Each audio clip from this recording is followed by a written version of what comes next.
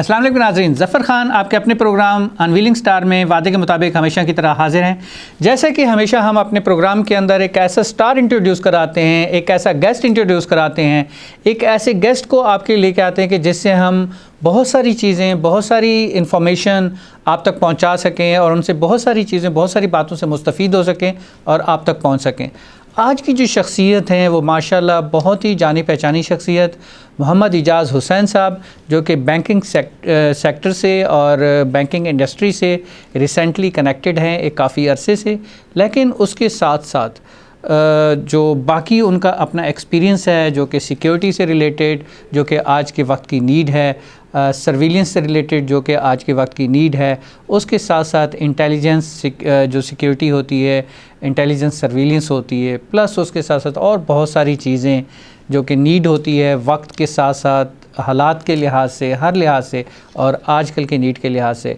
लेकिन ये सारी इन्फॉर्मेशन हम जान सकेंगे अपने इजाज़ भाई से। लेके चलते हैं आपको उनके पास, इजाज़ अहमद हुसैन साहब के पास, मोहम्मद इजाज़ हुसैन साहब के पास। जी अस्सलाम वालेकुम इजाज़ भाई, आपका नाम मैंने जो है इजाज़ अहमद भी रखा, इजाज़ हुसैन भी रखा, मोहम्मद इजाज़ भी रखा, माजरत उसके लिए। कैसे हैं आप? खैरियत से हैं? ठीक ठाक हैं? सबसे पहले बहुत बहुत शुक्रिया प्रोग्राम में तशरीफ़ आवरी के लिए। शुक्रिया आपका भी, मुझे प्रोग्राम में बुलाया। Welcome sir, welcome. कैसे हैं आप? खैरियत से हैं? ठीक ठाक हैं? आने में कोई प्रॉब्लम, कोई दिक्कत? नहीं, प्रॉब्लम नहीं, अल्हम्दुलिल्लाह टाइम पे पहुँच गए। Everything was okay? चले माशाल्लाह, गुड। आप माशाल्लाह एक अरसे से जो है एक बैंकिंग इंडस्ट्री से लिंक कर रहे हैं और बैंकिंग इंडस्ट्री के अंदर आप मल्टीपल ड्यूटीज़ अपनी पे कर रहे हैं, जिसमें एडमिनिस्ट्रेशन भी आप देख रहे होते हैं, इसमें सिक्योरिटी भी देख रहे होते हैं। लेकिन आपकी एजुकेशन जो है वो थोड़ी सी ट्विस्टेड है। एजुकेशन आपने स्टार्ट ली कहीं और से, मेडिकल की तरफ जाने के लिए, फिर वहाँ से आप आर्ट्स की तरफ कन्वर्ट हो गए, फिर वहाँ से आप कन्वर्ट होते होते वापस बैंकिंग इंडस्ट्री के अंदर आ गए, यू टर्न ले लिया था। तो बैंक इंडस्ट्री में भी शायद फिर कहीं पर आप जो है वो अपने आप को एक ख़ास मखसूस एडमिनिस्ट्रेशन तक महदूद रखते, लेकिन वहाँ पर भी जितना हो सका आपने मल्टीपल रिस्पॉन्सिबिलिटीज़ अपने ऊपर ले ली और लेते चले गए। कुछ वक्त की मजबूरी होगी, कुछ बॉसेस को ओबे करना होगा, और कुछ जो है वो ये होता है कि कुछ लोगों को काम करना अच्छा लगता है। शायद आप उनमें से होंगे। ये भी हो सकता है कि यार ये काम भी दे दो मैं कर दूंगा, ये भी दे दो मैं कर दूंगा, ये भी कर दूंगा, कोई मसला नहीं, हो जाएगा यार, कोई ऐसा इशू ही नहीं है, जो कि आपकी हैबिट के अंदर हमेशा होता है और माशाल्लाह आप वो कर भी लेते हैं। एक चैलेंज एक्सेप्ट करना और एक चैलेंज लेके चलना लाइफ के अंदर, मैंने तो आपको हमेशा से देखा है कि आप हर चैलेंज को बड़ी खुशउस्लूबी के साथ, बड़ी हंसी के साथ और बड़ी फ़राग़ दिली के साथ एक्सेप्ट करते हैं और उसको कंप्लीट भी करते हैं। ऐसा ही है? जी बिल्कुल ऐसा ही है। तो कैसे ये ट्विस्ट आया, कैसे मेडिकल से इस तरह से, तो इस तरह से तो फिर बैंक सेक्टर्स में, फिर आप सिक्योरिटी के अंदर, तो बाकी चीज़ों में आते चले गए? ज़फ़र साहब, पहली बात तो ये है कि जब मेरी एजुकेशन कंप्लीट हुई ना, जी जी, तो वो दौर तो ऐसा था कि जब हम लोग पीटीवी या फिर एसटीएन पीटीएन बिल्कुल ऐसे ही नया नया आया था, 2004-06 की बात है। जी जी जी। उसमें ये हुआ कि हमारी एजुकेशन कंप्लीट हुई और उस वक्त ना हमें पता था कि हमने क्या बनना है आगे जाके। बस वही एक वो, क्योंकि उस वक्त सोशल मीडिया का कोई नेटवर्क इतना बिल्कुल ऐसे, बिल्कुल ऐसे, कोई एक नोकिया के 3310 मोबाइल मिला करते थे। बिल्कुल सही। वो भी उसमें भी आप सिर्फ इतने लिमिटेड थे कि एक सांप वाला गेम खेल लिया, उसके बाद जो है ना बस सांप सीढ़ी वाला गेम होता था या फिर वो टोन चेंज करनी होती थी, बस वो बस उसमें बड़ा मजा आता था। पॉलीफोनिक टून्स, जी जी, वो तो फिर अलग ही मैटर है। लेकिन ये है कि ये इसमें ही हम लोग इतने वो खुश थे कि सोशल मीडिया जो अब मिल गया मोबाइल, और इसने बहुत कुछ आगे एक्सपीरियंस और एक्सप्लोजर दे दिया है चीज़ों में। आपको ऑप्शन इतने सारे दे दिए हैं कि पहले हमें क्या होता था कि हमारे पेरेंट्स ये करते थे कि जी आपने जो बनना है ना, वो कोई 3-4 चीज़ें बननी होती थी, आपने उसमें से कुछ चूज़ कर ले, या तो आप पायलट बन जाए। हाँ। बचपन से आपको ये बताया जाता था कि आपने पायलट बनना है, आपने मेहनत करनी है पायलट के हिसाब से। उसके बाद आपको दूसरा आ जाता है, ये भी पेरेंट्स हमारे शुक्र अदा करते होंगे हम पायलट नहीं बने। या तो आपने बैठे हुए हम जहाज उड़ा रहे हैं। बिल्कुल बिल्कुल। तो ख्वाबों में तो आ जाता था ना कि हाँ जी पेरेंट्स ने बोल दिया, हाँ जी हम तो सीट पे बैठे हैं और बस हमने जो है ना वो अगला टायर उठा के ऊपर ले जाना है। बिल्कुल सही बात है। अच्छा, फिर या तो आप पायलट बन जाए, जी हाँ, या आप डॉक्टर बन जाएं। जी, बड़ा ट्रेंड था उस दौरान, कुछ 90s से ये ट्रेंड बड़ा बिल्कुल ऐसे ही था और सक्सेसफुल भी थे सारे डॉक्टर, कि डॉक्टर बन जाएं या इंजीनियर बन जाएं। बिल्कुल लॉयल भी थे, इंजीनियर बन जाएं, भले वो सिविल इंजीनियर हो या कुछ भी हो, बस सिर्फ इंजीनियर का वो चाहिए, डिग्री चाहिए, टैग चाहिए। इंजीनियर बन गया जनाब, वो फिर आगे सिलसिला भी अच्छा चल जाता था। हर एक होता था जी बैंक मैनेजर, जो हम सुनते हैं जी मैनेजर, जी का मैनेजर है, जी बिल्कुल ऐसे ही है, बिल्कुल ऐसे ही। ठीक है, अच्छा ये 4 हमें ना वो दे दिए जाते थे टास्क। ये एग्जेक्टिव पोस्ट और मशहूर पोस्ट होती थी कि काश हमारी औलाद इसमें से किसी एक पे चली जाए। बिल्कुल बिल्कुल, ये ख्वाब वालिदैन के होते थे, ये और हमें दिखाए जाते थे। बिल्कुल, टीवी तो ऐसा होता था कि बस वो ब्लैक एंड व्हाइट टीवी होता था उस वक्त, हम ज्यादा कुछ देख भी नहीं पाते थे। जी हाँ, ना कोई चैनल चेंज कर पाते थे, ना कुछ, एक उसका भी टाइम होता था, सुबह कार्टून का टाइम होता था, दोपहर में पीटीवी वगैरह जो भी इनकी, वरना उसके बाद वो रंगीन लाइनें आती थी, वो आती थी, वो पहले वो देखो थोड़ा सा उसकी वो कटी पिटी लाइनें ना, उसके बाद कुछ पेश करेंगे ये।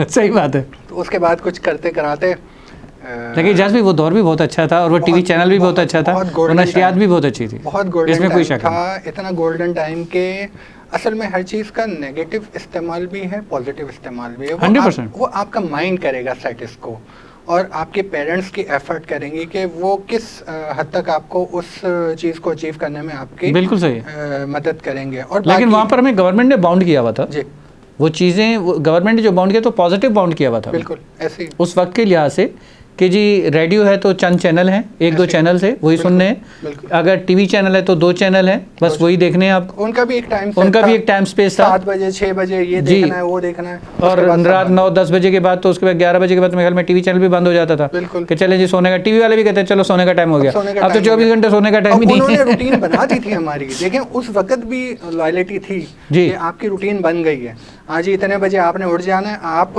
होता ये था, जहाँ तक मुझे याद है, हमें स्कूल जाने से पहले ना एक कार्टून दिखा दिया जाता था, टॉम एंड जेरी, या 1-2 और थे, वो देखा, वो देख के 5-10 मिनट का जो भी होता था वो चले गए स्कूल।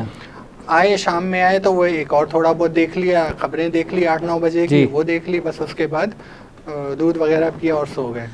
ड्रामे तो उस वक्त भी आते थे, ठीक है, फिल्में उस वक्त भी आती थी, लेकिन टाइम टेबल था। अगर मूवी आनी है, कोई फिल्म चलनी है तो हफ्ते में या महीने में, मेरे ख्याल में 15 दिन में या महीने में एक दफ़ा आती थी। जी हाँ, जी हाँ, ठीक है। और अगर ड्रामा आना है तो कोई 1 या 2 ड्रामे होते थे, बस रेसलिंग होती थी मेरे ख्याल जुम्मे वाले दिन होती थी, वो हर चीज़ का एक टाइम टेबल था। वही आपकी वाली बात आ गई, वो टाइम टेबल था तो उसकी वजह से शायद हमारा भी टाइम टेबल था। बिल्कुल, सब चीज़ें थी, पढ़ाई का अलग था, और उस वक्त एग्ज़ाम वाले दिनों में टीवी को जो है वो रख दिया जाता था एक तरफ के, भाई अब एग्ज़ाम करना, और फोकस ये होता था कि टीवी ज़्यादा नहीं देखना, आंखें ख़राब होंगी तो पायलट नहीं बन सकोगे। वो तो बाद में हमें पता चला कि यार ये 8 फीट की दूरी से टीवी जितना मर्जी देख लो कुछ नहीं होता, वो बाद में पता चला। सही बात। तो अभी भी माशाल्लाह ये मोबाइल ने इतना कोई फासला नहीं रखा, कोई 1 फीट का फासला रखा, वो तो फिर 8 फीट होता था। बिल्कुल सही बात। तो ये भी हमें तब पता चला जब हम सारा पढ़ाई कर लिया, हमें वो पॉजिटिव थिंकिंग थी जो किसी न किसी तरीके से हमारे दिमागों में बिठाई गई। बिल्कुल ऐसे कि हम समझेंगे कैसे। ये हम अपने पेरेंट्स को सलूट करते हैं कि उन्होंने हमारे अंदर ये चीज़ कैसे जज्ब कराई, कैसे अंदर फीड कराई कि देखो ये चीज़ करोगे तो, और हमारा भी एक बिलीव होता था। हमारे बिलीव को भी तो देखें ना, आजकल की हमारी औलाद कहाँ बिलीव करती है। अगर हम उनको लाख बोल रहे हैं कि ये चीज़ ऐसे होगी, वो कहते हैं चल आपको क्या पता, हमें पता है। आपने हर बच्चे के हाथ में तो मोबाइल दे दिया, ठीक है। पहले क्या होता था, आपने देखा होगा, एक टांगा होता है घोड़े के इधर लेफ्ट बांध दिया जाता है, वो रखा होता है कि तूने सीधे चलना है, देखे वो जो मैं उसको डेस्टिनेशन दूं ना, जो मैं उसको कमांड दूं, वो उस पे चलता रहा। हम वही थे, और वही चलता था उस वक्त। हम वही थे, ठीक है। बाहर से ना कोई हमें इमदाद मिलती थी। अब क्या है, सोशल मीडिया ने हमें इतनी अपॉर्चुनिटी दे दी है कि वालिदैन ने अगर एक जगह बाउंड किया है ना, सोशल मीडिया ने उसका क्रॉस निकाल दिया कि जी नहीं इस तरह नहीं, ये तो इस तरह भी है। हाँ जी, डालो गूगल पे देखो कैसे आता है। बिल्कुल, और मिनट लगता था। आप AI जो आपकी है, आर्टिफिशियल इंटेलिजेंस, इतनी हमारे ज़िंदगी में इन्वॉल्व हो गई है कि हम एक कदम भी चलते हैं ना तो वो हमें ट्रैक कर रही होती है। जी, आप बोल रहे हैं तो हमें वही चीज़ थोड़ी देर बाद अपने मोबाइल पे नजर आ रही है। बिल्कुल सही बात। हम ज़्यादा रिपीट कर रहे हैं चीज़ें तो वही चीज़ हमारी ज़्यादा आ रही है, वो ऑटोमेटिक सर्च करके वो हमारे लिए हमारी आईडी से हमें पॉपअप करा देता है, हमें सब कुछ ऑटोमेटिक पॉपअप कराता है। आ जाएगा। इतना हमारे वालिदैन तो उतना पीछे नहीं लगे होंगे जितना ये हमारे पीछे लग गए हैं कि जी अब ये देख लो ये आ गया है, अब ये देख लो ये आ गया है। सही बात है। तो पढ़ाई कंप्लीट की उस वक्त, फिर हमारा जो, अब जाहिर सी बात है आगे चलते चलते फिर वो मेडिकल में भी एक परसेंटेज आपको चाहिए होती है। जी हाँ। उस परसेंटेज के बाद आपको एडमिशन मिलेगा।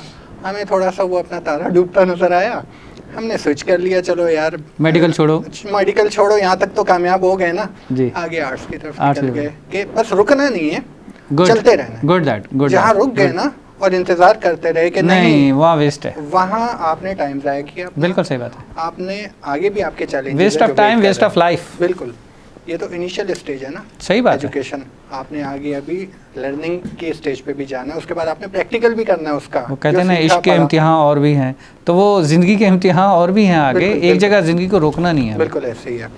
तो वो डूबता तारा नज़र आया हमें, तो हम निकल गए आर्ट्स की तरफ, वहाँ से कंप्लीट किया तो अल्हम्दुलिल्लाह बस फिर वो हमारा एक यू टर्न हमें मिल गया। यू टर्न वो मिला, माशाल्लाह, बहुत ज़बरदस्त। अच्छा, कैसा एक्सपीरियंस रहा आपका इस बैंकिंग इंडस्ट्री के अंदर? असल में शुरू से बैंकिंग तो था ही नहीं ना सोच में, सोच में तो नहीं था, ये तो एक्सीडेंटली आ गया। मैंने आपको बताया ना वो 4 चीजें थी, उसमें से हमने बनना थी। ये बैंक मैनेजर जो है ना वो सबसे लास्ट में हम भूले बैठे थे। हमने 3 फोकस किए हुए थे जिसमें हमारा अपना भी इंटरेस्ट था। ये तो एक्सीडेंटली आ गया ना। जी हाँ, ये एक्सीडेंटली आ गई, ये सबकी लाइफ में आ जाता है एक्सीडेंटली। एक ऑक्यूपेशन जो है ना वो सबकी लाइफ में एक्सीडेंटली आ जाता है। बिल्कुल हमारे साथ भी ऐसे हुआ। अब हमें बैंक में आना था तो हमारे पीछे जाहिर सी बात है, अब ताज़ा एजुकेशन कंप्लीट की थी, 2004-05 की बात है, वेटिंग पे थे रिज़ल्ट के। तो हमारी एक कहीं सामना हो गया, जो हमारे क्लासमेट थे बोल रहे हैं यार कहाँ क्या कर रहे हो आजकल? कुछ नहीं, वेट कर रहे हो। तुम क्या कर रहे हो? उन्होंने बोला भाई हम तो बैंक में। ओह वाह, हमारे जो चौथा हम भूले बैठे थे ना वो उन्होंने याद दिला दिया। बिल्कुल सही है, वो वाला पॉपअप हो गया, वो वाला पॉपअप करा दिया उन्होंने। अब देखें, रिज़्क इंसान को ऐसे ढूंढता है 100% एग्री। और मौत ऐसी जगह पे लाती है जहाँ उसका वक्त मुकर्रर होता है 200%। और आपकी जो ज़रूरत है वो वहाँ उसी जगह पे आती है जहाँ पे आपका सही बात लिखा होता है। सही बात है, सही बात। तो हमें भी जो है ना रिस्क ढूंढता हुआ है। अल्हम्दुलिल्लाह मेरे साथ एक गुड लक ये भी रही है प्रोफेशनल लाइफ में कि मुझे सीवीज ड्रॉप करने की कभी नौबत नहीं आई, या जॉब के पीछे चलने या ढूंढने की नौबत कभी नहीं आई। माशाल्लाह, वही वाली बात कि रिस्क इंसान को खुद ढूंढता, तो वही ढूंढता जहाँ मैं आज खड़ा हूँ ना जिस इंडस्ट्री में, तो एक भी सीवी मेरे हाथ से कोई ड्रॉप नहीं हुई। माशाल्लाह। जो हुआ मेरी एबिलिटीज को, या होता है ना जो नजर आ जाती है, हाँ, वो जौहरी हीरे की पहचान रखता बिल्कुल ऐसे ही है, नजर ही पहुंच जाते थे मेरे पास। सही बात है माशाल्लाह। हुआ ये कि हमारी मुलाकात हुई दोस्त से, उसने बोला क्या कर रहे हैं? ये कर रहे हैं, आओ जॉब है। ठीक है जी, कहाँ कर रहे हो? ऐसे फला आ जाएंगे, बंदे तो चाहिए उनको। ठीक है भाई, 2-3 दिन में हमने टाइम सेट किया, मुलाकात की जाके, सिलेक्ट हो गए।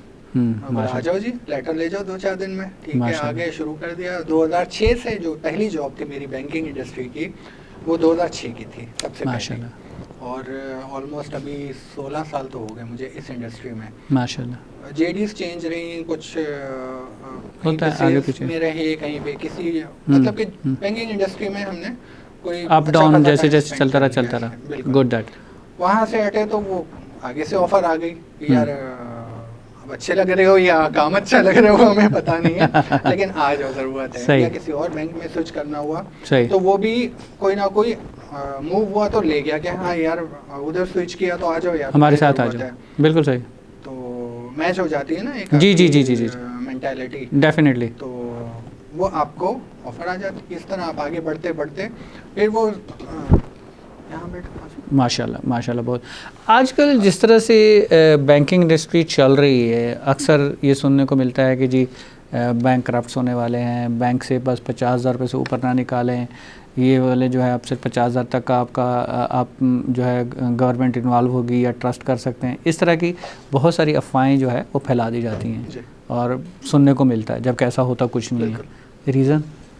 रीज़न ये है कि ये थोड़ी सी टॉप लेवल की चीज़ है, जो कि मार्केट की स्टेबिलिटी और इन चीज़ों को देखने के लिए, या कुछ ऐसा कॉन्सेप्ट कायम करने के लिए कि अब मूवमेंट्स देखें, या मे बी कोई एफबीआर की कोई ऐसी होती होंगी कि अब हलचल देखें ज़रा, ये पैसा जो फ्रीज़ हुआ है इसमें क्या मूवमेंट आती है, या इस तरह की कोई ना कोई एक्टिविटीज़ को ऑब्ज़र्व करने के लिए। बिल्कुल सही करें इजाज़ भाई। असल में हम डायरेक्टली जो है वो हंसी मजाक में बहुत सारी चीज़ें ले गए और आपका इंट्रो जो है वो बिल्कुल ही रह गया। हमने वहाँ से स्टार्ट लेना था, लेकिन एक छोटे से ब्रेक के बाद। नाज़रीन, चलते हैं छोटे से ब्रेक के लिए, और ब्रेक के बाद वापस इजाज़ भाई से वहीं से स्टार्ट लेते हैं कि इंट्रो से, क्योंकि इंट्रो तो रह ही गया हमारा। चलते हैं छोटे से ब्रेक के लिए।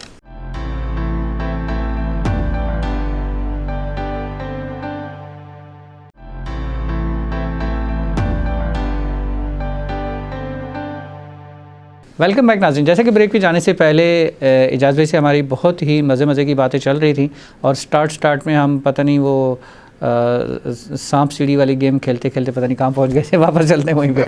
जी इजाज़ भाई, जैसा कि आपने एजुकेशन का एक शॉर्टकट बताया, तो उसमें होता क्या है कि अक्सर बच्चे माशाल्लाह सोने का निवाला लेके कहते हैं कि सोने के चमचे में जो है वो खाना पीना शुरू करते हैं, ऐसे भी होते हैं और कुछ जो है बड़े लाड प्यार में बड़े होते हैं। तो आपका कैसा रहा? मेरा थोड़ा स्ट्रगलिंग, मेरा बड़ा टफ रहा। मेरा भी टफ ही था, स्ट्रगलिंग था। हर चीज़ मुझे प्लेट में नहीं रख के मिली माशाल्लाह, और हर चीज़ को पाने के लिए थोड़ी मेहनत की, उस प्रोसेस में से गुजरा। गुड। और फिर कहीं जाके क्योंकि उसकी वैल्यू और उसकी जो कॉस्ट है वो उसी हिसाब से ही फिर पता चली। सोना आग में तप के ही कुंदन बनता है, तप के ही कुंदन बनता है। तो वो बस उस प्रोसेस से गुजर के ही जो आगे मैं बढ़ा हूँ। और कोई चीज़ मुझे ऐसे नहीं मिली कि जी आपने ये एफर्ट नहीं की या आप इस काबिल नहीं थे और आपको दे दी गई। कहीं पे ना ये ऐसा सुनने में मुझे मिला किसी इंडस्ट्री में, किसी भी अपने जॉब के अपना नाम पैदा किया, अपना नाम करके दिखाया, अपने आप को मनवाया। बिल्कुल। और जो घर से जो स्ट्रगलिंग आपकी थी और स्कूल लाइफ के अंदर या कॉलेज लाइफ के अंदर, उस वक्त वो सारे एक्सपेंसेस, कभी जॉब की नीड हुई या माशाल्लाह पीछे से लैंडलॉर्ड? अल्हम्दुलिल्लाह कभी जॉब की नीड नहीं हुई। ये बस थोड़ा सा तफरी में शुरू कर दी थी, लैंडलॉर्ड स्टाइल। तो बस वो फिर जब इंडिपेंडेंटली इसको लेके चले तो फिर बस अंदर घुस गए कि हाँ जी अब करना है तो करना है। कोई अब इसमें जो है वो स्पून फीडिंग नहीं होगी, बस अपने दम पे जो करना है वो करके अब अपने दम पे करना है। जब बेड़ा उठाया है तो फिर पीछे मुड़ के नहीं देखे कि अब मैं नहीं करना है। बिल्कुल, कुछ बन के दिखाना है और कुछ साबित करके दिखाना है। माशाल्लाह, बहुत ज़बरदस्त। यही चीज़ जो है डेफिनेटली एक मोटिवेट करती हैं हमारे सामीन को भी कि कुछ करके दिखाना है। जब एक चीज़ को आप चैलेंज कर लेते हैं, जब चैलेंज बना लेते हैं तो फिर आप अचीव भी कर सकते हैं। लेकिन स्टार्ट तो करें, स्टेप तो लें। जब आजकल की जो जनरेशन है स्टेप भी नहीं लेगी, फिर बोलेंगे जी बस बैठे बैठे हो जाए या सोते हो जाए, तो ऐसा तो नहीं हो सकता। ऐसा तो नहीं हो सकता। जनरेशन हमारी पहले भी वही थी, अभी भी वही है, कोई चेंज नहीं आया। सिर्फ चेंज आया तो अपना थोड़ा माइंडसेट में। यही जनरेशन चेंज हो गई ना। बिल्कुल, यही जनरेशन अगर फोकस पे आ जाए जी। आप देखें ना, अगर कोई मम्मी डैडी बच्चा थोड़ा सा टफ टाइम आता है तो वो सारे काम करना शुरू कर देता है जी। जो एक स्ट्रगलिंग और एक जो के एक शुरू करता है बंदा, एक मेहनती बंदा जिसके पास कुछ नहीं होता और वो बस उसके पास विजन होता है और उसकी एक टारगेट होता है। जब सर पे आती तो फिर करता है। बिल्कुल, तो कर लेता है। बात यह है कि काम करवाने की उसके पास अभी रिसोर्स हैं तो वो उस तरफ अभी उसका माइंड ही नहीं जाएगा, माइंड नहीं जा रहा। जब उसके पास रिसोर्स कम होंगे या कम होते नजर आएंगे तो फिर वो करेगा, उसी तरफ डायरेक्शन करेगा। फिर वो अप्रोच भी करेगा तरह के लोगों से, फिर अपने उस मसले का हल भी निकालेगा। तो उस प्रोसेस में से गुजरने का उसको ये मिलेगा स्ट्रगलिंग। ये उसके लिए तो स्ट्रगलिंग नहीं होगा, लेकिन हमारे लिए स्ट्रगलिंग, उसके लिए शायद ये प्रॉब्लम होगी कि यार मैं किस मुसीबत में फंस गया हूँ। अच्छी भली जिंदगी गुजर रही थी, लेकिन उसको ये उस वक्त पता चलेगा जब वो कुछ बन जाएगा, तो पता चलेगा। अच्छी भली जिंदगी में मैंने काफ़ी दफ़ा आपकी तस्वीरों में आपको कभी माशाल्लाह वो जीप के अंदर, कभी ट्रैवलिंग के अंदर, इस तरह का शौक भी रखते हैं? बिल्कुल, ऐसा शौक है। चैलेंजिंग शौक ज़्यादा है मेरा कि चलो कोई भी चैलेंज आ जाए, देख लेंगे, कर लेंगे, क्या होगा, गिरेंगे फिर उठ जाएंगे, फिर चल पड़ेंगे। तो किस चीज़ का शौक है? स्पोर्ट्स के अंदर? स्पोर्ट्स भी है, लेकिन ये कि करंटली गाड़ियों के लिहाज से गाड़ियों का भी है, स्पोर्ट्स का भी है, लेकिन वो पे डिपेंड करता है कि टाइम फैमिली को भी देना है, डेफिनेटली जॉब को भी देना है। जॉब इतनी टफ है कि आप अपने लिए ज़्यादा कुछ प्लान नहीं कर सकते। आपको एक माइंड अपना ऑफिस में भी रख के आना होता है। मेरे ख्याल में वो एक टाइम आपके लिए डिप्यूट नहीं है। बिल्कुल, जहाँ तक मैंने देखा 24/7 आप तकरीबन शायद ड्यूटी पे होते हैं। बिल्कुल, कभी भी इमरजेंसी कॉल आ गई तो आपके लिए ना सैटरडे ना संडे है। बिल्कुल, सैटरडे संडे ना दिन है ना रात है, बिल्कुल, ना छुट्टी ना कुछ भी नहीं है। बिल्कुल नहीं, इमरजेंसी तो आपको भागना है, स्टैंड बाय रहना, स्टैंड बाय पे। बिल्कुल, छुट्टियां गुजार के जिस तरह बॉर्डर पे फौजी होते हैं तो सेम इसी तरह से आप होते हैं। बिल्कुल ऐसे ही है। तो वो मोबाइल पे जो काम कर रहे हैं, वो कांटेक्ट में रह रहे हैं सबसे, तो वो ये सिलसिला। तो कभी फैमिली के साथ बैठे हैं, अचानक से कॉल आ गई, कभी दोस्तों के साथ, जिस तरह अभी आउट ऑफ सिटी आप गए हुए थे, फिर बीच में कोई इमरजेंसी कॉल आ गई, देन वो मज़ा किरकिरा नहीं हो जाता? असल में माइंड सेट है ना कि होना है, कुछ भी होना है। तो ये जब निकलते हैं ना ये सारी चीज़ें, तो ये कमर पे रखी होती हैं बांध के कि इसमें से कुछ भी निकल सकता है कभी भी। तो हुआ ऐसा कि एक दफ़ा मैं वेकेशंस पे था, आउट ऑफ सिटी था, तो उस वक्त मुझे इमरजेंसी कॉल आ गई। वो तो जिस लोकेशन पे था उससे 1 घंटे का सफर था। सही। तो मैं बाय रोड ही निकल गया। सही। तो करके फिर मैं अपनी जगह रिस्टोर हो गया, ऑफिस नहीं जहाँ मैं गया था। बिल्कुल सही बात है, बिल्कुल सही बात है। तो ऐसा भी हुआ है, ऐसा भी हो जाता है। तो वहाँ से स्विच होके जाना पड़ जाता है। स्विच होके जाना पड़ता है। माइंडसेट था, ये नहीं किया, तेवरियाँ नहीं चढ़ाई कि हाँ जी यार ये क्या हो गया, मैं तो अच्छा भला निकला हुआ था। लेकिन इजाज़ भी बहुत सारे जो हमारे काम करने वाले दोस्त या दूसरे हैं वो कहते हैं ड्यूटी तो बस हमारे वही ड्यूटी आवर्स हैं, यानी कि वो रिस्पॉन्सिबिलिटी लेने को तैयार नहीं होते। उनके आगे ना बढ़ने की वजूहत यही होती हैं क्योंकि जो रिस्पॉन्सिबल है वो कहता है कि जी मुझे तो जो करना ही बस मैंने है ना, ख़त्म होगी बात, जो मेरा काम है मैं नहीं करना है, कोई और थोड़ी आगे करेगा। ऐसे ही देखें, जॉब तो हर कोई कर रहा है, जॉब से हट के आप ऐसा क्या कर रहे हैं कि वो आपको थोड़ा सा और मोटिवेट भी कर रहा हो, अप्रिसिएशन भी मिल रही हो। बिल्कुल बिल्कुल। तो यही चीज़ें आपके काउंट होती हैं कि जिसमें आप थोड़ा सा अपनी जॉब से हटके थोड़ी सी और सिंसियरिटी, थोड़ी और लॉयल्टी। जॉब वाले तो मार्केट में आपको हर जगह मिल जाएंगे, हर जगह मिल जाएंगे, लेकिन जो अपनी जॉब के साथ सिंसियर होगा ना वो कम मिलेंगे आपको। वो अपनी टाइमिंग 9 to 5 वाली नहीं देखेगा, फिर 9 to 5 वाला, ठीक है, वो सैटरडे संडे को ऑफ को नहीं देखेगा। बिल्कुल, ठीक है, उसके लिए 24/7 और हर वर्किंग डे होगा। बिल्कुल, हर डे वर्किंग डे होगा। जहाँ तक मुझे याद है कि शायद कोई ऐसी कॉल मेरी मिस हुई हो कि जो मेरी ड्यूटी आवर्स के बाद भी मुझे आई हो कि यार ये मैं नहीं अटेंड करूँगा, ये उस फलां बंदे की है, ये मुझे कोई काम बोल देगा, या मेरे लिए कोई टास्क खड़ा किया हुआ होगा, मुझे निकलना पड़ेगा, जाना पड़ेगा। ज़बरदस्त। तो जिम्मेदारी समझ के अटेंड की और उसको अल्हम्दुलिल्लाह उसको फुलफिल भी किया जो उसकी रिक्वायरमेंट। इजाज़ भी हमेशा माशाल्लाह आपके चेहरे पे एक स्माइल देखी है, इसका राज क्या है? परेशान रह के क्या करना है? नहीं फिर भी यानी कि जितना भी एक टेंस होता है, जितना भी एक प्रेशर होता है, वर्क प्रेशर होता है, बहुत सारी चीज़ें, लेकिन उसके बावजूद चेहरे पे एक स्माइल रखना, ये अपने आप को पूरा कंट्रोल करके ये सारी चीज़ें आसान तो नहीं है। असल में जो चैलेंजेस आते हैं ना वो इतने यूज टू हो चुके हैं कि वो अब उनको ना स्माइल दे के थोड़ा सा आधा वैसे रिलीज हो जाता है वो चैलेंजेस, तो इसलिए स्माइल देनी पड़ती है कि तुम लोग हो क्या वही चैलेंज हो गया आधा वो होता है ना कि डॉक्टर के पास मरीज जाता है, आधा तो डॉक्टर को देख के सही हो जाता है। सही बात है। तो आधी मुस्कुराहट देख के ही चैलेंजेस साइड पे हो जाते हैं, आधा काम वैसे ही हमारा काम है। माशाल्लाह माशाल्लाह, बहुत ज़बरदस्त। इजाज़ भाई आजकल बैंक्स के अंदर स्कैम्स वगैरह का और इसके अलावा आर्टिफिशियल इंटेलिजेंस के हवाले से और इस तरह की चीज़ें और अक्सर देखने को मिलता है ATMs वगैरह पे बहुत सारे केसेस ऐसे होते हैं, और अक्सर तो इन सारी चीज़ों के ये सवाल इतने ज़्यादा हैं मेरे पास कि शायद हमारे लिए टाइम कम पड़ जाए, लेकिन हम उसको अगर कहीं समराइज़ कर सकते हैं, आप थोड़ा सा अगर उस पर कोई रोशनी डाल सकते हैं, जिसमें अक्सर केसेस ऐसे देखने को मिले कि कोई बंदा बैंक के अंदर खड़ा हुआ है, कैश निकलवाया है, दूसरा बंदा खड़ा हुआ उसने पता नहीं क्या किया क्या नहीं किया, जो खड़ा हुआ है उसने खुद ही पैसे उसको दे दिए, वो लेके चला गया, उसके बाद कह रहा है मैंने क्या किया मुझे तो पता ही नहीं। ऐसा भी हुआ है? बिल्कुल ऐसे केसेस भी आए हैं, और उसमें ये होता है कि क्योंकि आप एडमिनिस्ट्रेशन के साथ साथ सिक्योरिटी और बाकी चीज़ें भी देख रहे हैं, तो इसलिए मैंने कहा आपके सामने लाजमी गुजरे होंगे। बिल्कुल ऐसे कई केसेस गुजरे हैं बैंकिंग इंडस्ट्री में जो हमारी नॉलेज में भी आए हैं, जो हमने खुद भी देखे हैं। उसमें तरीका वारदात ये होता है इनका, क्योंकि हर बंदे की जो बैंक में आ रहा है ना, जो इस तरह का जो फ्रॉड करने वाला बंदा है या डकैती करने वाला बंदा है, उसकी एक ही नीड होती है पैसा। अगर वो 10 रुपए इन्वेस्ट कर रहा है तो वो 10 लाख लेके जाना चाहता है। जी हाँ। इसी तरीके से ये जो आपने अभी बात की ये होती है, एक तरह से उर्दू में कहें तो नज़रबंदी कह देते हैं इसको, नहीं तो हिप्नोटाइज कर देते हैं। उसमें क्या होता है कि कोई भी शख्स आता है बैंक में, काउंटर पे आता है या कैश काउंटर पे आता है या वहाँ पे बैठे हुए कस्टमर को पहले ऑब्जर्व करता है। जो सबसे वीक पॉइंट होता है, वीक टारगेट होता है, उसके लिए पहले वो उसको सर्च करता है। यानी कि जो ह्यूमन वीक होगा वो उसको पता चल जाएगा कि वीक है, मेरे काबू में जल्दी आ जाएगा। बिल्कुल, ये काबू में जल्दी आ जाएगा, या इसके साथ कोई नहीं है, ये अकेला है, या कोई एज में ज़्यादा है, या इतना नहीं सोच पाएगा, या ये इसको टारगेट करना आसान है, तो उसको टारगेट करते हैं। कई दफ़ा तो कस्टमर्स को ही टारगेट कर देते, पता होता है कि इनके पास कैश है, तो और इसके आसपास कोई भी और नहीं बैठा हुआ जो इसको मुझसे बचा सके, या जो मैं अलर्ट कर सके या अलार्मिंग कर सके कि हाँ जी ये क्या हो रहा है, ये तो ऐसा नहीं है। कन्वर्सेशन और आई कांटेक्ट से ही उसने ये काम करना। बिल्कुल सही। तो अगर किसी और के कान में जाती है बात, तो वो ये करेगा कि उसको अलर्ट कर देगा कि भाई ये तो फ्रॉड कर रहे हो, उसके साथ कुछ होने वाला है।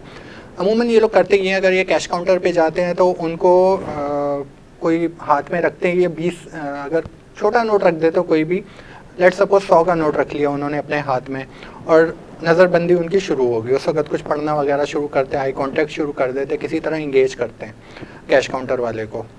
तो उसके बाद ये बैंक स्टाफ की बात हो रही है कि बैंक स्टाफ के साथ स्टाफ, होम एंड बॉडी, कोई भी जिसके पास कैश है, ओके, जिसके पास कैश है, हाँ, कैश काउंटर पे क्योंकि कैश ज़्यादा होता है बैंक में स्टाफ के पास, और जो दूसरे जमा कराने वाले निकलवाने वाले कस्टमर्स होते हैं उनके पास कैश इतना ज़्यादा नहीं होता, तो वो इनके लिए सॉफ्ट टारगेट होते हैं। तो ये इस तरीके से करते हैं कि ये आई कांटेक्ट में लाके, लेट सपोज उसने 50 का नोट दिया, ये मुझे जो है ना 5000 का चेंज दे दे, उसके हाथ में 50 का नोट है, लेकिन वो जो बोल रहा है ना, और वही वो दिखा रहा है, उसने बिलीव वही वो देख रहा है, वही देख रहा है। आपके हाथ में 50 का नोट है तो वो 5000 का देख रहा है, क्योंकि आप उसको बोल रहे हो कि ये 5000 का नोट है और आप मुझे इसका चेंज कर दो 1000 के 5 नोट, या तो वो आपको उसी वक्त खुद ही दे देगा 1000 के 5 नोट, या आप खुद काउंटर पे अगर ज़्यादा इजी टू एक्सेस है वो कैश, तो आप खुद निकाल लोगे 5000 या फिर ज़्यादा उठा लोगे जितना आपके इख्तियार में है उस वक्त। तो वो फिर ये कार्रवाई करके निकलते हैं, और कुछ देर बाद फिर वो उनको थोड़ा सा अगर एहसास होता है कि यहाँ मैंने कुछ, इसकी कोई टाइमिंग होती है कि उतनी देर तक वो सख्ते में रहते हैं? टाइमिंग अमूमन होती है 1-आध मिनट, 1-2 मिनट, जब तक वो सामने है तब तक ही रहती है। ओके, जब वो जाता है तो कुछ देर जाता है तो नेक्स्ट ट्रांजेक्शन, या अगर तो वो थोड़ा ज़्यादा शार्प हो बंदा कैश काउंटर पे, तो वो जल्दी पकड़ लेता है कि नहीं यार इसको पकड़ो। अमूमन ऐसा भी हुआ है कि दरवाजे तक गया है या दरवाजे से जैसे ही बाहर गया है तो वो अलर्ट हो गया, उसने आगे बता दिया कि भाई ये ज़रा बंदे को पकड़ो, ये जो इस खुले का बाहर गया है। तो वो तो इस चीज़ से पहले तैयारी करके आते हैं कि कार्रवाई करके कैसे निकलना है कितनी जल्दी। कभी पकड़े गए? पकड़े भी जाते हैं, पकड़े भी जाते हैं ऑन द स्पॉट। और कभी ये होता है कि क्लोजिंग के टाइम पे ये चीज़ें पता चलती हैं कि ये बैलेंस क्यों शॉर्ट हुआ है, अमाउंट क्यों शॉर्ट हुआ है, तो फिर वो फिर पूरे दिन की मेमोरी रिवाइज होती है या फिर सिक्योरिटी कैमरास में देखा जाता है, को रिव्यू करते हैं, उसके बाद फिर पता चलता है यार ये क्या हुआ था। तो उस वक्त वो थोड़ा सा वो उनको क्लिक होता है कि नहीं ये जो है हिप्नोटाइज करके कैश ले गया। एजाज भाई, अभी हम आपसे जान पाए कि ये जो हिप्नोटाइज के ज़रिए वो करते हैं, और इसके बाद जो स्कैमिंग के हवाले से आजकल बहुत ज़्यादा है, लेकिन ब्रेक के बाद उसके बारे में जानना चाहेंगे, ताकि जितना भी हम आपसे कुछ चीज़ें मुस्तफ़ीद हो सकते हैं, पूछ सकते हैं, जान सकते हैं, वो पब्लिक तक पहुंच सकें। इस प्रोग्राम का मकसद ही यही है ताकि पब्लिक के अंदर वो अवेयरनेस हम ला सकें। नाज़रीन, ब्रेक के बाद हम एजाज भाई से वापस जानना चाहेंगे रिगार्डिंग ऑन द स्कैम। चलते हैं छोटे से ब्रेक के लिए।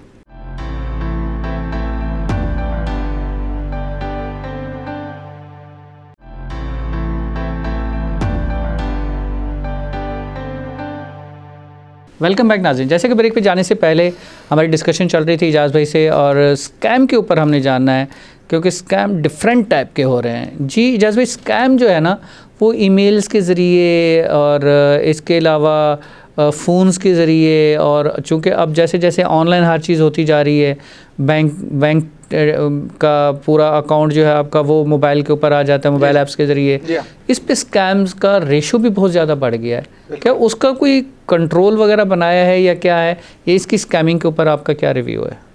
देखें, स्कैमिंग तो हमेशा से चलती आई है। एक बैंक को 2-3 तरह से ख़तरात का सामना करना पड़ता है। एक तो ज़मीनी, जिस तरह हमारे मुल्क को 3 तरह के ख़तरात का सामना है। जी बिल्कुल, 3 फौजें इस तरह बनाई गई। और आपकी बिल्कुल सही बात है, वो बहरी। जी बिल्कुल सही। इसी तरीके से एक बैंक को भी, क्योंकि एक बीइंग अ फाइनेंशियल इंस्टीट्यूट, और एक जाहिर सी बात है पहले जब शुरू हुआ था ये बैंक तो एक टेबल से शुरू हुआ था, ओपन एयर से शुरू हुआ था, कोई शेल्टर नहीं था। उसके बाद जब ये कामयाबी की तरफ चलता गया तो ये स्ट्रांग रूम तक आ गया। बिल्कुल सही। लोहे के दरवाजों में कैश बंद होने लग गया। बिल्कुल। बैंक्स बनने लग गए, फिर कंपटीशन बढ़ने लग गया। जिस तरह कंपटीशन बढ़ने लग गया, कंपटीशन बढ़ने की वजह भी ये थी कि पैसा बैंक के पास आना शुरू हो गया। सही बात। ठीक है, जब कंपटीशन बढ़ना शुरू हो गया तो बैंक्स ने सर्विसेज देना शुरू कर दी। सही है। ज़्यादातर आपने सुना होगा service based bank. Definitely. Bank पैसा तो हर किसी का रख लेता है, आपके चेक पे आपको पेमेंट भी कर देगा, आपके डिपॉजिट पे आपसे पैसे लेके आपके अकाउंट में भी डाल देगा, लेकिन मैटर करती है सर्विसेज बैंक्स की। अब सर्विसेज में ऑनलाइन सर्विसेज आजकल ज़्यादा हैं कि आपको जो है फिंगर टिप्स पे आपका बैंक आपके सामने है, आपकी चेकबुक अप्लाई करनी है, या आपने कैश ट्रांसफर करना है, या आपने इवन आपके अब तो आपके यूटिलिटी बिल्स और आपके जितने भी हैं हर चीज़, आपके जो चालान हैं और आपके जो ये वाले ट्रैवलिंग टिकट्स हैं, ये सब उसी पे ऑनलाइन के ऊपर चल रहा है। अब आप जितना ज़्यादा इस चीज़ को लेके जाएंगे, इंटरफेस करते चले जाएं, बिल्कुल, तो उतना ही आपके साथ स्कीमिंग के चांसेस बढ़ते जाएंगे, उतने ही खतरात आप पे भी बढ़ते जाएंगे। और जब अब ये खतरात बढ़ेंगे तो आप पे अटैक्स तो होंगे, या आपको जिस तरीके से आपको मैंने 3 बताया कि जी मुल्क को 3 खतरात, बरी फौजी, हाँ, इसी तरीके से एक बैंक को भी यही खतरात होते हैं। एक फिजिकल, ज़मीनी इस तरह की कोई डकैती पड़ जाए, हाँ, फिजिकल जो होगा, फिजिकल आपका जो फ़ज़ाई है वो आपका अपनेटाइज वगैरह, जो ऑनलाइन आपके साथ फ्रॉड हो जाए, कोई आपका पासवर्ड हैक हो जाए, या कार्ड का नंबर हैक हो जाए, ऑनलाइन ट्रांजैक्शन हो जाए, आपका साइबर अटैक हो जाए, ये इन्वॉल्व है इसमें। और आपका तीसरा जो है ये कैश वगैरह जो आपके एटीएम्स वगैरह में रखा होता है, ये इस तरह की ये ख़तरात हैं। लेकिन इसमें अब होता ये है, जो आपने मुझसे सवाल पूछा कि जो स्कीमिंग है, बेसिकली स्कीमिंग तो एक तो आपकी ये हो गई, इंसिडेंट हो गया जो मैंने आपको बताया, ये हिप्नोटाइज करके कैश ले गए। एक आपका हो जाएगा जो आपकी डकैतियाँ पड़ती हैं बैंकों में, जिस तरह बैंकों की तादाद बढ़ती जा रही है, ब्रांचेस की तादाद बढ़ती जा रही है, उसी तरीके से इनके लिए ख़तरात भी बढ़ते जा रहे हैं। सही, ख़तरात इस तरीके से ही बढ़ रहे हैं कि आपके पास या तो आपके पास वीक कंट्रोल्स हैं, आपको टारगेट किया जा रहा है, क्योंकि रैकी के बगैर कुछ नहीं होता। आप मूवीज़ देखते होंगे रॉबरी की, बैंक रॉबरी की, लेकिन ये वो बैंक रॉबरी इस तरह नहीं करते। वो आपको सिर्फ हॉलीवुड और उन मूवीज़ में ही कोई एक, वो सिर्फ मूवी की हद तक है, बिल्कुल मूवी की हद तक ही है उसका, लेकिन उसमें से कुछ पार्ट एक्सट्रैक्ट करके इसको मिर्च मसाला डाल के उसको बिल्कुल इम्प्लीमेंट किया जाता है ऑन ग्राउंड रियलिटी के, उसको क्या आगे सामना करना पड़ेगा, तो वो उसी हिसाब से ही उसके ऊपर प्लान बनाते हैं। कुछ तो जैसे अभी आपकी जो इनमें जो डकैतियाँ पड़ती हैं, पहले शुरू में होता था, इतनी टेक्नोलॉजी जदीद नहीं थी, अलार्म सिस्टम्स नहीं थे इतने कोई सफिशेंट के, उसमें पहले लॉकर ब्रेकिंग भी हुई है, लॉकर्स गए हैं लोगों के, उनमें सोना, बिल्कुल सही, सारी जो ज्वेलरी और कागजात, डॉक्यूमेंट और नकदी वगैरह भी जाती रही हैं। उसके बाद थोड़े से और कंट्रोल्स मजबूत हुए, तो उसके बाद हमारे ये कैश वॉल्ट वगैरह पे भी थोड़ा सा अटैक हुए, हाँ अटैक्स हुए, वहाँ से थोड़े कंट्रोल्स स्ट्रॉन्ग हुए, तो फिर आखिरी हल उनके पास ये रह गया कि जी अंदर जाओ, गन दिखाओ, कैश काउंटर से पैसा जितना हाथ में आता है, पहला टारगेटेड पैसा होता था। सही, मूवीज़ में देखा होगा, कई जगहों पे रियलिटी में भी ऐसा हुआ है कि गन पॉइंट पे वार्ड के अंदर भी ले गए, सारा कैश निकलवाया, वार्ड में बंद किया और खुद चले गए। बिल्कुल सही। बाद में हेल्प के लिए जो आया जो वहाँ पे स्टाफ या कोई पब्लिक मौजूद है उसने हेल्प की, लेकिन रियलिटी में भी यही चला है। बिल्कुल, अब क्योंकि थोड़ा सा ज़्यादा अलर्टनेस लेवल बढ़ गया है, थोड़ी सी गैजेट्स और थोड़ी सी जो इन लोगों की सर्वेलेंस है वो बढ़ गई है। पहले क्या होता था, कंट्रोल रूम नहीं होते थे, CCTV कमांड एंड कंट्रोल। उसके बाद फिर थोड़ा सा, क्योंकि हर दफ़ा जब कोई डकैती या कोई इंसिडेंट होता है वो आपको सिखा के जाता है, बिल्कुल भले वो बैंकिंग सेक्टर का हो या आपकी अपनी पर्सनल लाइफ का हो। सर वो कहते हैं ना, बादाम खाने से अक्ल नहीं आती, ठोकर खाने से। बिल्कुल। अब जब ये चीज़ें होती हैं तो उस वक्त आप सीखते हो, और सीखने की कीमत होती है, वो आप देते हो। इसमें ये है कि वो खुद लेके जाता है, आपको सिखा के जाता है, यहाँ आप वीक थे, अब आपने ये कंट्रोल्स करने, वो आपने खुद अपने लूप होल्स देखने और उनको फिक्स करना है नेक्स्ट उसके लिए, ताकि आप उस लेवल के लिए प्रिपेयर हो सकें।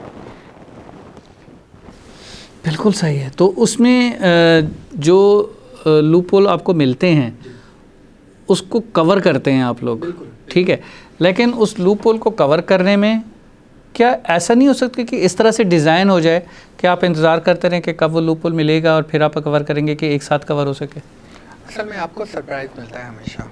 ओह, आपके पास होता है लिमिटेड रिसोर्स। कहते हैं कि जो लोग होते हैं ना इस तरह के क्रिमिनल माइंड वाले, असल में तो बहुत ज़्यादा हाईली इंटेलिजेंट होते हैं, बिल्कुल, लेकिन वो अपने जहन को पॉजिटिव की जगह नेगेटिव साइड पे ले जाते हैं। उसकी वजह यह है कि उनके रिसोर्सेज हैं, लिमिटेड रिसोर्सेज नहीं, उनकी लिमिटेड सोच नहीं है। लेकिन जो इंस्टीट्यूशन है उसकी एक लिमिटेड रिसोर्स है, लिमिटेड पॉलिसी है, ये चीज़ लिमिटेड बजट है, उनकी बाउंड्री है हर लिहाज से, उनकी रिपोर्टिंग सेंट्रलाइज है स्टेट बैंक को, तो वो उन्हीं हदूद में रहते हुए ही उन चीज़ों पे इम्प्लीमेंट करता है और वो चीज़ अपनी उस गैप को फुलफ़िल करता है अकॉर्डिंगली जो उसकी SOPs बनी हुई है। लेकिन इनका माइंडसेट होता है कि बस डू और डाई, जाना है, जो हमारा टारगेट है वो हमने अचीव करना है, कैश वो लेना है, रास्ते में कोई भी आया उसको हमने नहीं छोड़ना। इसीलिए कहते हैं कि रेजिस्ट ना करें कभी भी कोई ऐसा मामला हो, कैश जाता है जाए, जान गई तो वापस नहीं आएगी। कैश आ जाएगा, कमा लेंगे, आज आप खड़े हैं, अगर आपके पास पैसा नहीं है आप स्ट्रगल कर लेंगे और बना लेंगे। सही बात है। जान कहाँ से बनाएंगे? ये तो बात सही है। वो जान नहीं आती वापस, एक दफ़ा गई तो फिर नहीं आती सिवाय पछतावे के। बाकी इनका भी यही टारगेट होता है। स्कीमिंग की भी कई तरह से इन लोगों की वो होती हैं तरीक़ेकार के। पहले होता था जितना लिमिटेड रिसोर्स की बात है, उनके पास AI थोड़ा सा पहले आ जाती है, आर्टिफिशियल इंटेलिजेंस, वो थोड़ा सा हमसे पहले सीख जाते हैं क्योंकि उन्होंने आना होता है, करना होता है। हम उनको देख के करते हैं कि हाँ अब यहाँ से बंद कर दो रास्ता इनका, या अब वहाँ से बंद कर दो, ये नेक्स्ट टाइम यहाँ से ना आ पाए। फिर वो हमसे ज़्यादा एजुकेट होके आते हैं। पहले होता था कि आप जज करते थे कि यार इसका हुलिया ऐसा गरीब सा है, या ये डकैती करेगा तो पैसे कमाएगा तो अमीर बनेगा तो कपड़े खरीदेगा और अच्छा गुड लुकिंग होगा। अब पहले पहचान में आ जाता था शुरू में, अब पहचान में नहीं आता। अब वेल सूटेड गाड़ियों में देखे हमने, बड़ी बड़ी गाड़ियों में डकैतियाँ करने आए हैं, 2-2, 4-4, और आप नहीं पहचान सकते उनके सूटेड बूटेड। और पहले जो स्ट्रीट क्राइम, अभी देख लें आप, स्ट्रीट क्राइम में भी इसी तरीके से हो रहा है। आप जज नहीं कर सकते कि ये बंदा आपसे अच्छे ताल्लुकात रखने आ रहा है या आपका सब कुछ लेके जाने वाला है। तो ये सिलसिला हो गया। अब इनका भी यही है। जब भी इसको कंट्रोल कर सकते हैं किसी तरीके से, कंट्रोल देखें, फिनिश तो क्राइम कभी फिनिश तो नहीं हो पाता, कभी नहीं होता। कंट्रोल ज़रूर किया जा सकता है। कंट्रोल बहुत हद तक कंट्रोल किया है अल्हम्दुलिल्लाह इस बैंकिंग सेक्टर में हमारा, क्योंकि हमारी अप्रोच होती है PBA, पाकिस्तान बैंक्स एसोसिएशन तक। बिल्कुल सही। वो हमारी जितनी भी रिक्वेस्ट है, जो इस तरह की कोई चेंजेस हैं, जो इस तरह के कोई चैलेंजेस हैं, वो हम उनसे डिस्कस करते हैं। और स्टेट बैंक भी बीच में इन्वॉल्व होता है इन सब चीज़ों के, उसकी भी पॉलिसीज़ होती है, जाके हमें रिलैक्सेशन चाहिए होती है या जाके हमें और कोई मामला पे करना होता है, तो हम बीच में इसको रखते हैं। जैसे एज अ एजेंट काम करता है ये हमारा, कि हमें कोई बात या पॉलिसी में अमेंडमेंट या कुछ इस तरह की करवानी होती है, तो वो फिर बैंकिंग इंडस्ट्री PBA को अप्रोच करती है कि वो आगे थोड़ी बहुत निगोसिएशन के रास्ते या कोई ऐसी मशावरत या एक हमें प्लेटफॉर्म दे दिया, हम सारे जितने बैंकर्स हैं वो सारे आते हैं, कोई मीटिंग्स होती हैं और वहाँ से फिर कोई जो हमारा बनता है कोई भी रिजल्ट कोई ऐसी चीज़ जाता है डिस्कशन के लिए, इम्प्लीमेंटेशन के लिए या रिवीजन के लिए पॉलिसीज, जो भी पॉइंट डिसाइड होता है, बिल्कुल वो होता है। तो उनमें यही चीज़ें भी इंक्लूड हो जाती हैं। माशाल्लाह, बहुत ज़बरदस्त। इजाज़ भाई से बहुत सारी इन्फॉर्मेशन ऐसी मिली जो आप तक पहुँचाई। हमारी पूरी कोशिश थी कि हम मुफीद मालूमात आप तक पहुँचा सकें और उस कोशिश में काफ़ी हद तक हम कामयाब रहे। लेकिन मैंने जिस पर्पज़ के लिए इजाज़ भाई आपको बुलाया था कि regarding on your personal life, कैसे आप लाइफ को एंजॉय करते हैं, कैसे चलते हैं, उसके ऊपर हम एक दफ़ा भी नहीं आ सके और हमारी टाइमिंग एंड पे पहुंचने वाली है, समझ भी नहीं आ रहा पता नहीं कैसे। तो पता ही नहीं चला, इतनी जल्दी प्रोग्राम ख़त्म भी हो गया, यकीन नहीं आ रहा। तो कैसा आपको फ़ील हुआ हमारा यहाँ पर पूरा ओवरऑल ये प्रोग्राम करते हुए? आपको कोई बोरियत या कोई अच्छा लगा, बुरा लगा, क्या लगा, कोई फीडबैक देना चाहिए? अल्हम्दुलिल्लाह मेरे लिए ये एक्सपीरियंस बहुत अच्छा रहा। आपके साथ तो हमेशा मेरा एक्सपीरियंस जज़ाकल्लाह जज़ाकल्लाह। हमारी एसोसिएशन कोई पहली दफ़ा की नहीं है, आप तक अल्हम्दुलिल्लाह अल्हम्दुलिल्लाह 2011-12 से ही अल्हम्दुलिल्लाह, जज़ाकल्लाह, thank you so much, thank you so much. Ijaz भी लास्ट में पब्लिक को कोई मैसेज देना चाहेंगे इसी हवाले से जो हमारा डिस्कशन चल रहा था? बिल्कुल, पब्लिक के लिए ये मैसेज है कि अगर वो कोई ट्रांजैक्शन करते हैं ATM के थ्रू या कोई बैंक के थ्रू, तो सबसे पहले प्रायोरिटी दें अपने जान को, फिर माल को दें, और अपनी जितनी भी सिक्योरिटी एंड सेफ्टी कर सकते हैं वो करें। लाइक अगर आप ATM में इन हो रहे हैं तो उसमें आपका एक लॉक लगा होता है ATM के दरवाजे पे, तो वो उसको लॉक कर दें ताकि जितना आप सेफली ट्रांजैक्शन कर सकते हैं उसे करें। बाहर निकलते हुए थोड़ा सा अपना दाएं बाएं देख लें कि कोई ऐसी अनयूजुअल मूवमेंट या एबनॉर्मल एक्टिविटी तो नहीं है, कुछ ऐसे लोग तो नहीं नज़र आ रहे कि जिनसे आपको रास्ते में कहीं खतरा हो सकता है या इस तरीके से जो भी है। पहले अपने एनवायरनमेंट को थोड़ा सा जज कर लें तो ऐसे एटीएम पे ना जाएं जहाँ पे थोड़ा सिक्योरिटी आपको कम लगे या आपको ऐसा लगे या सुनसान एरिया में है यहाँ से, नहीं तो अगले से अपने कुछ ट्रांजैक्शन के चार्जेस अमूमन लोग करते हैं कि जिस बैंक का एटीएम होता है उसी बैंक को ही ढूंढ रहे होते हैं, भले उसके लिए 2 किलोमीटर 10-15 रुपए बचाने के लिए वो जान का खतरा ले लेते हैं। आप ऐसी जगह सेफ जोन में रहते हुए ट्रांजैक्शन करें, चाहे आप बैंक के अंदर हों चाहे आप बैंक के बाहर से बिल्कुल सही करें। आप पहले अपनी जान की सेफ्टी देखें, फिर आगे अपनी ट्रांजैक्शन करें, क्योंकि पैसा गया आ जाएगा, दोबारा कमा लेंगे, जान गई दोबारा नहीं आएगी, आपके प्यारे सारी ज़िंदगी आपको मिस करेंगे। बिल्कुल सही बात है। अपने आप को वैल्यू दें और अपने प्यारों को वैल्यू दें। बहुत शुक्रिया एजाज़ भाई, बहुत शुक्रिया प्रोग्राम में तशरीफ़ रवी के लिए, इस प्यारे मैसेज के लिए। और आपके ऊपर प्रोग्राम अभी भी हमारा रहता है, हम आपको दोबारा तकलीफ देंगे किसी और एपिसोड के अंदर। इजाज़त चाहेंगे नाज़रीन, इस वक्त प्रोग्राम ख़त्म करने का बिल्कुल मूड नहीं हो रहा, क्योंकि इतनी इन्फॉर्मेशन हमें एजाज़ भाई से मिल रही थी और आप तक पहुंचा रहे थे, लेकिन वक्त की मजबूरी के तहत हमें प्रोग्राम को एंड पर ना करना पड़ेगा। और इंशाल्लाह फिर किसी एपिसोड में किसी और मौके पे एजाज़ भाई को दोबारा तकलीफ देंगे, क्योंकि उनकी अपनी जर्नी को हम बिल्कुल नहीं जान पाए। हम बैंकिंग और सिक्योरिटी को लेकर आगे चले हैं और उस पर हमने जितनी इन्फॉर्मेशन कलेक्ट कर सकते थे आप तक पहुँचाई हैं।